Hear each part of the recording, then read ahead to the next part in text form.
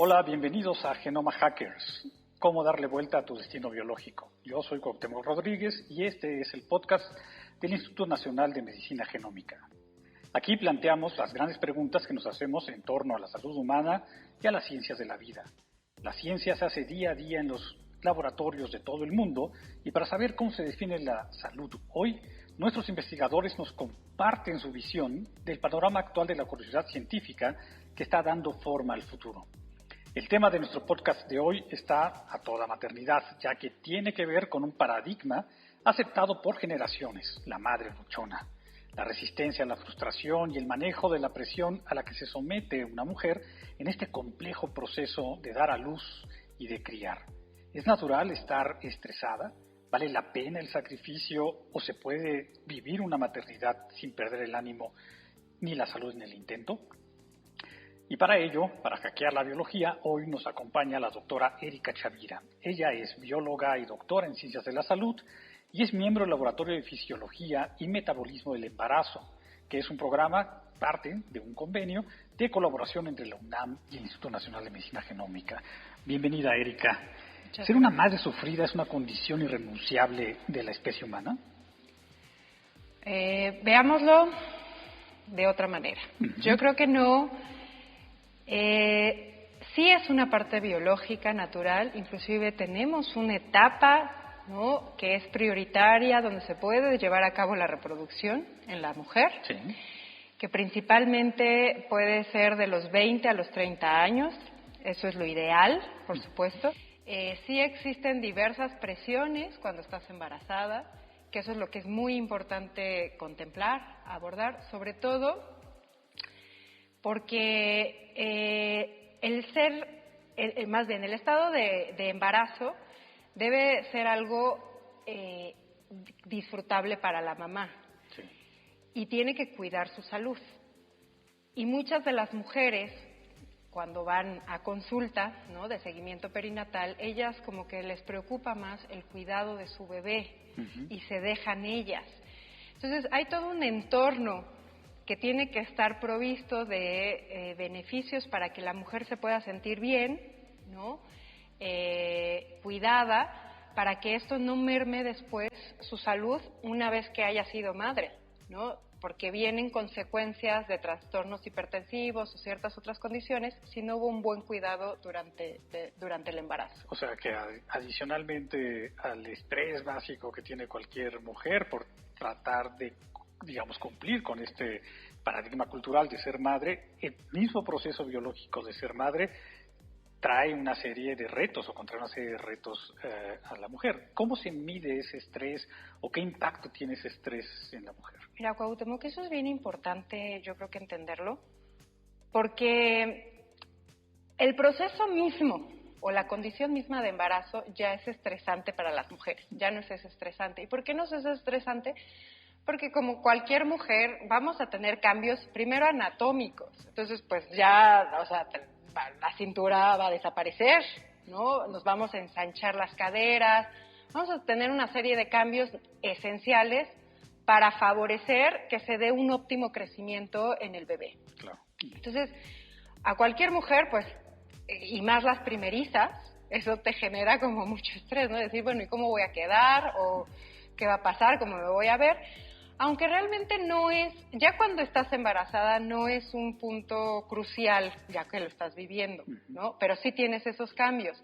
Y además no nada más vienen los cambios anatómicos, ¿no? Vienen cambios fisiológicos porque la mujer tiene que ir adaptándose a tener un mayor volumen, por ejemplo, de riego sanguíneo, ¿no?, para poder transportar alimentos a través de la placenta al bebé y que le lleguen lo suficiente de oxígeno, de estos nutrientes, de varios biofactores que son esenciales para la etapa del crecimiento donde está el bebé. Claro. Entonces, es la adaptación fisiológica del cuerpo, ¿no? Además que hay otra respuesta más, que es la inmunológica.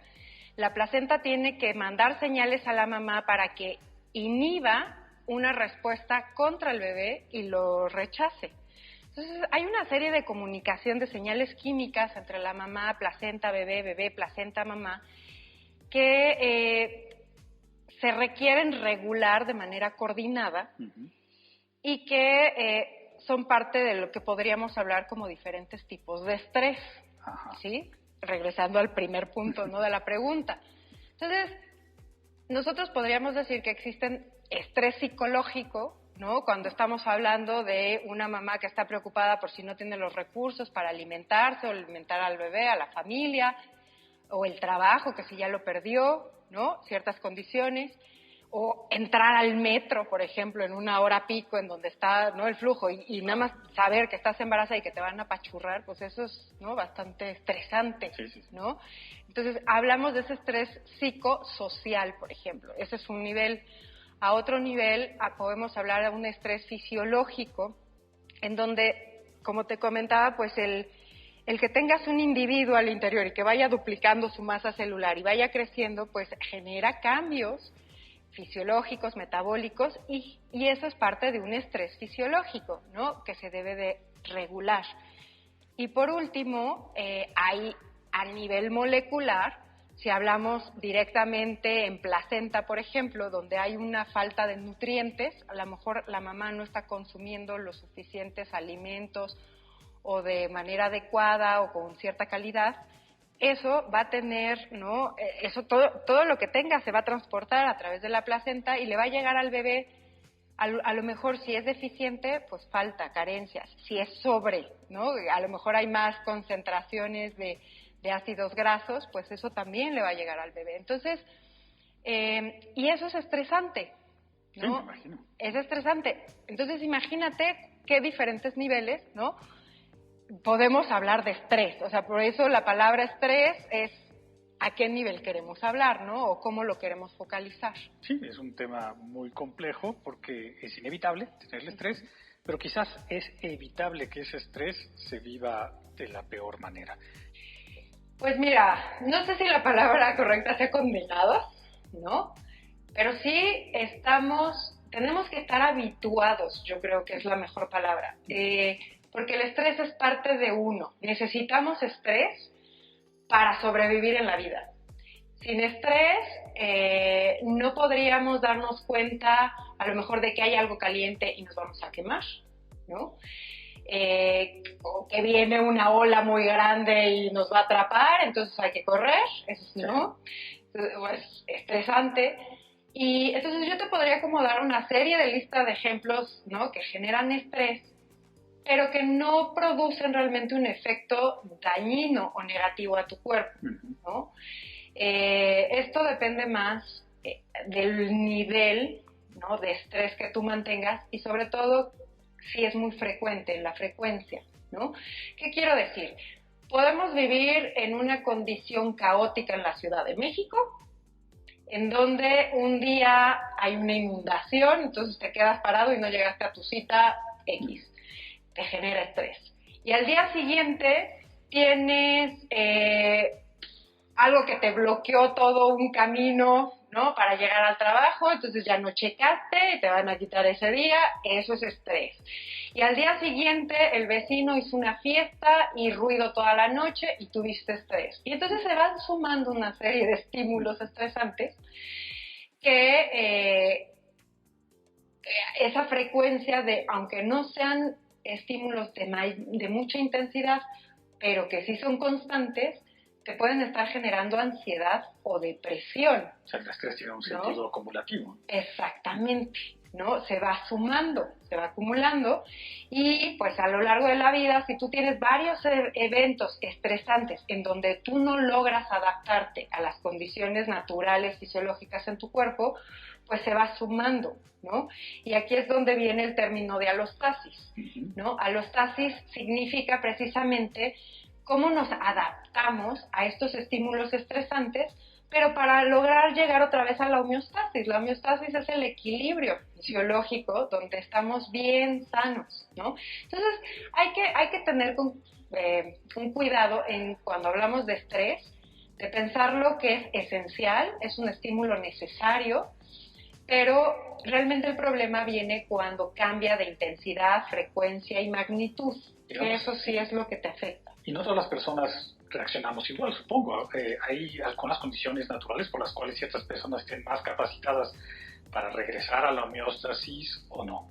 Exactamente, es el recurso de afrontamiento, ¿no? Cada individuo depende desde sus experiencias que ha tenido de vida, inclusive por eso hay una frase que dice, ¿no? Niñez es vejez, o ¿no?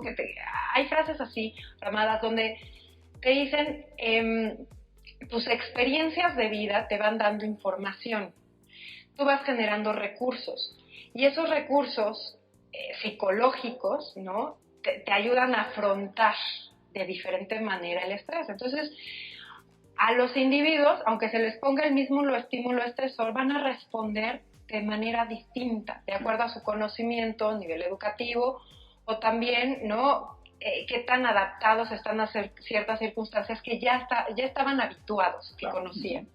Digamos que culturalmente existe un cierto nivel de estrés común, digamos, a toda una población también, o una cierta expectativa de manejo de estrés que cambie culturalmente y que se pueda medir. Fíjate que no sabría decirte bien si a nivel cultural, porque es cierto, o sea, tenemos estigmas, como dijiste, o paradigmas, ¿no? En donde, regresando a un punto de la mujer embarazada, pues siempre piensas que tienes que ser la madre perfecta, la mujer perfecta, dar la mejor alimento, la mejor información, consejos, cuidado, cariño, forma de ser. Y la realidad es que no es así, ¿no? Cada individuo, de acuerdo a su ambiente, ¿no? Es como va actuando. Entonces, ese recurso de afrontamiento que tenemos hacia el estrés, pues sí va a variar mucho de un individuo al otro, ¿no? Desde cómo lo percibe hasta cómo resuelve ese estrés. Pero lo suponía porque, digamos, nuestra sociedad o nuestras sociedades contemporáneas están cambiando también culturalmente muy rápido. Hoy tenemos nuevos tipos de familias y por lo tanto podríamos esperar nuevos tipos de maternidad que mejoren en cierta forma o que superen o revolucionen las formas tradicionales. Fíjate que eso es un dato bien importante que estamos apenas explorando, porque en las comunidades latinas o en los latinos, nosotros sí nos interesa cuando estamos, ¿no? Las mujeres embarazadas, tener a la pareja, y es importante para la contención. Pero lo que hemos visto en encuestas realizadas a algunas mujeres embarazadas es que principalmente en la etapa del embarazo y los primeros años, que es el cuidado, ¿no? De la lactancia o de dar, ¿no? de las primeras, el primer alimento que se le va a dar al bebé, ellas lo resuelven mejor con la abuela, con la mamá, con la tía. O sea, hacen asociaciones entre mujeres que les da más tranquilidad la información por la experiencia de vida que han visto. Cosa que en otras culturas, por ejemplo la europea, no. Ahí sí puede ser más participativo el varón, ¿no? En el cuidado, o se manejan de diferente los roles, ¿no? En nuestras comunidades latinas no, o sea, siempre es como, voy con mi hermana porque me siento como que me va a cuidar, ¿no? O sea, y entonces todo gira en torno a la mujer que está embarazada a cuidar, ¿no? Y eso es algo particular de nosotros. Pues son parte de las características que queremos analizar y supongo que estás analizando junto con tu grupo de estudio para definir cómo es la mejor manera de vivir la maternidad en nuestra cultura. Cómo desde el instituto, cómo desde el estudio de la genética y la epigenética se está formulando un nuevo modelo de maternidad. Ok, mira, primero creo que es muy importante definir la epigenética, ¿no? Y la epigenética es esta disciplina en donde se evalúa el ambiente, o más bien cómo el ambiente ejerce diferentes efectos en la expresión o en la función de los genes. Entonces, a nivel materno es muy importante la alimentación de la mujer, si durmió, si no estuvo estresada, los hábitos de consumo. Por ejemplo, hay gente que sigue fumando o tomando, ¿no? Alcohol, la actividad física, ruido. Entonces, existen diferentes factores ambientales en el entorno del embarazo, ¿no? Muchos provistos por la mamá, y cómo esto está programando al bebé, ¿no? En sus órganos y tejidos a través de marcas químicas. Esas marcas químicas son modificaciones que se hacen en el DNA o en las histonas que empaquetan a este DNA para regular la expresión de genes. Entonces, los estímulos que se estén dando, tanto externos como de la misma, propios de hábitos de la mamá, es lo que va a estar cambiando, ¿sí? Estas marcas epigenéticas. Entonces, sí, o sea, todavía no se ha podido estudiar de si una mamá cambia su forma de pensar, o ya a lo mejor tenía un hábito alimenticio de ejercicio y cambia y hay un efecto enseguida en el bebé, no lo sabemos, pero sí podemos, a través de la epigenética, mostrar cómo existen ciertas evidencias, por ejemplo, en la placenta, en el cordón umbilical, en donde el bebé, eso es parte de su historia durante el desarrollo que tuvo en útero, y que nos pueden estar dando pistas. Es decir, podemos monitorear el desarrollo genético del bebé conforme a los efectos que la mujer está viviendo. En cierta forma sí, o sea, no podemos hacer biopsias directas durante el embarazo, pero podemos tomar muestras de sangre de la mamá, por ejemplo, ¿no? Y cuando nace el bebé podemos tomar sangre del cordón umbilical y podemos ver con estas muestras biológicas y más la información de qué comía, cómo dormía y todos estos datos aledaños, podemos pronosticar en cierta forma qué enfermedades o cuál será la salud del bebé, ¿no? Entonces, nos está ayudando las marcas químicas, inclusive para saber datos de envejecimiento a nivel tisular o de órganos, claro, ¿no? Y entonces realmente eso es muy importante, ¿no? Todos los factores que están en la mamá y cómo están generando cambios en marcas epigenéticas, y esas marcas epigenéticas como evidencia, ¿no?, de predicción para enfermedades. ¿Cómo impactaría esto, digamos, ya en un modelo de salud? ¿Cómo sería una maternidad o una nueva maternidad acompañada de todos estos estudios? Bueno, de entrada aquí es algo muy importante porque en México sí existe una norma oficial mexicana para el cuidado de la mujer embarazada. No obstante, de acuerdo al nivel educativo de la señora, es si va a ir a las consultas o no, y eso es bien importante. Entonces, esta información que nosotros estamos generando en el IMEGEN, ¿no?, con cortes perinatales, nos ayudan para hacer en poblaciones que reflejan mucho las costumbres, ¿no? En este caso, bueno, mujeres embarazadas urbanas, pero cómo estos hábitos de alimentación y todo pueden generar impacto no nada más en la salud de ella, sino también de su bebé. Y entonces, el que ellas tengan que asistir a las consultas, de entrada esa las va a ayudar muchísimo a prevenir el que ellas puedan desarrollar complicaciones de su embarazo, ¿no? Y eso es súper importante porque un embarazo mal cuidado en ella va a generar que desarrolle enfermedades ya, o tenga un factor de riesgo muy alto para desarrollar hipertensión, por ejemplo. Por ejemplo, ¿no? Eso generaría mayor conciencia en la mujer sobre el cuidado de su propia salud. Exactamente, ¿no? Que eso es crucial, primero. Entonces, el que ella vaya a sus consultas constantes, no pensando nada más en que va a mantener una buena salud con su bebé, sino también la de ella, ¿no? Que eso es muy importante. Porque viene ese paradigma, ¿no? De que nos dejamos como mamás, por primero atender a la cría, al hijo, ¿no? Y no, entonces, a ver, las dos entes son muy importantes, ¿no? Mamá e hijo, pero después también el tener un embarazo saludable, sabemos que eso va a ayudar mucho a la salud también de la descendencia, ¿no? Entonces, si se cuida a la mamá, sabemos que el bebé tiene mucho más posibilidad de tener una condición mucho más saludable, ¿no? Entonces, si desde el inicio esto pudiera llegar, esta información se pudiera procesar de manera muy clara, en programas de salud pública permitiría disminuir mucho el riesgo de desarrollar enfermedades ya en 2 individuos, señora e hijo, ¿no? Entonces, sí, ayuda. ¿Cuáles son los pasos que hay que seguir para llegar a ese programa integral?